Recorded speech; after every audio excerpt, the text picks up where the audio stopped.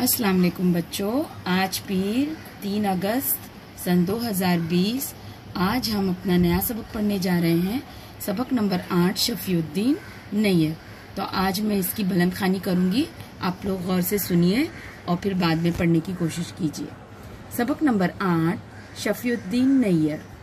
तुम हर रोज स्कूल में ये दुआ पढ़ते हो, लब पे आती है दुआ बन के तमन्ना मेरी, जिंदगी शम्मा की सूरत हो खुदाया मेरी। ये दुआ एक बहुत बड़े शायर ने लिखी है, उनका नाम है अल्लामा इकबाल। अल्लामा इकबाल ने बच्चों के लिए दूसरी नज़में भी लिखी हैं। बच्चों के लिए बहुत सी नज़में और कहानियाँ लिखने वाले एक शायर हुए हैं, जिनकी एक बहुत प्यारी नज़म बाग की सैर तुमने पढ़ी है। आओ आओ बाग में जाएं, बाग में जाएं दिल बहलाएं। इस नज़म को लिखने वाले शायर का नाम है शफीउद्दीन नैयर। हम तुम्हें उनकी जिंदगी के हालात सुनाते हैं। ये देखिए, ये है शफीउद्दीन नैयर। उनका पूरा नाम मोहम्मद शफीउद्दीन और उनके वालिद का नाम मोहम्मद हकीमुद्दीन था। नैयर उनका तखल्लुस है। तखल्लुस उस मुख्तसर नाम को कहते हैं जो शायर खुद अपने नाम के साथ लिखा करते हैं।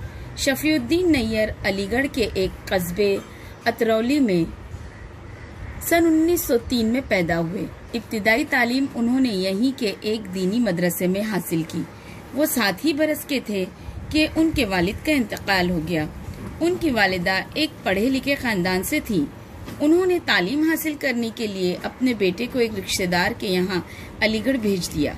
वहाँ घर का माहौल बहुत अच्छा था। अलीगढ़ में रहकर नैयर साहब ने तालीम हासिल करने की उमंग और शायरी का शौक पैदा हुआ। कुछ दिनों बाद वालिदा की इजाज़त से वो पढ़ने के लिए दिल्ली चले गए। वो कहते थे कि उस वक्त मेरे पास सिर्फ 5 पैसे और एक जोड़ा कपड़ा था। मैं दिल्ली में अपने खर्च के लिए कुछ मेहनत मजदूरी कर लेता और कभी कभी अखबार भी बेचता था। दिल्ली में रहकर नैयर साहब ने किताबत भी सीखी। एक दिन जामा मस्जिद के इमाम साहब ने उनसे पूछा, क्या तुम पढ़ना चाहते हो? शफीउद्दीन के तो मन की मुराद पूरी हो गई। इमाम साहब ने उन्हें दिल्ली के एक अच्छे स्कूल में दाखिल करवा दिया।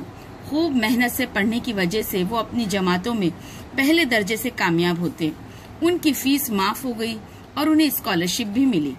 शफीउद्दीन नैयर दिल्ली में कई जगह पर रहे। अपने गुजारे के लिए वो बच्चों को पढ़ाते थे। उन्हें जो रकम मिलती उसमें से वो कुछ रुपए अपनी वालिदा के खर्च के लिए भी भेजते थे। सख्त मेहनत और तकलीफ की जिंदगी गुजारते हुए उन्होंने उर्दू और फारसी के इम्तिहानात अव्वल दर्जे से कामयाब किए।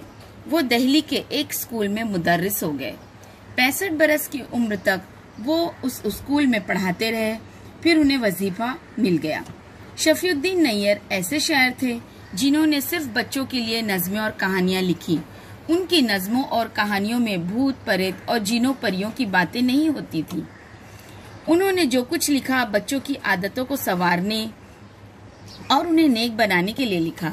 10-12 साल की उम्र के बच्चे बड़े शौक से उनकी नज़में और कहानियां पढ़ते हैं। नैयर साहब ने एक बार कहा था, मुझे बच्चों से बहुत मोहब्बत है। मैं उनकी तालीम और तरबियत के लिए लिखता हूँ। मेरी नज़में पढ़कर बच्चे बूढ़े सभी कहते हैं कि मैं बच्चों के लिए लिखता रहूं। नैयर साहब के सीने में बच्चे का सा दिल था। वो इतने मासूम थे कि कभी कभी उनकी बातें सुनकर लोग हंस दिया करते थे। वो बच्चों की सी बातें करते और बच्चों की तरह हर वक्त खुश रहना चाहते थे। अगर कोई उनके साथ अच्छा सुलूक करता तो वो जगह जगह उसका जिक्र करते।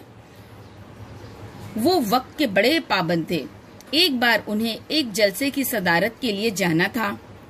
वो घर से वक्त पर निकले। रास्ते में एक साहब मिल गए। वो उनसे बातें करने लगे।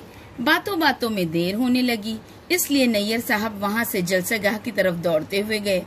मेजबान बेचैनी से उनका इंतजार कर रहे थे। नैयर साहब ठीक वक्त पर जलसे में पहुंच गए तो मेजबानों ने इत्मीनान का सांस लिया। शफीउद्दीन नैयर ने बच्चों के लिए 70 से ज्यादा किताबें लिखी। उनमें नज़मों की किताबें भी हैं और कहानियों की भी।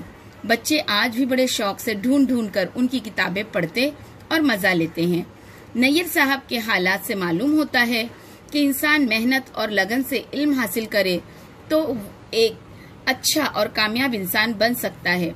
बच्चों से प्यार करने वाले इस शायर का इंतकाल 30 जनवरी सन 1978 को दिल्ली में हुआ। तो बेटा आज हमने ये सबक की बुलंदखानी की, ठीक है, और इस सबक को हम अपनी ऑनलाइन जो अपनी जूम की क्लास है उसमें इंशाल्लाह हम समझेंगे। आप लोग का आज होमवर्क है कि आज आपको ये सबक घर में बैठकर अम्मी, अब्बा, बड़ी बहन, भाई किसी के भी साथ बैठकर इसकी बुलंदखानी करनी है और आपको बुलंदखानी करने आना ही है, ठीक है, और इंशाल्लाह हम जूम में इसे समझेंगे। चलिए, अल्लाह हाफिज।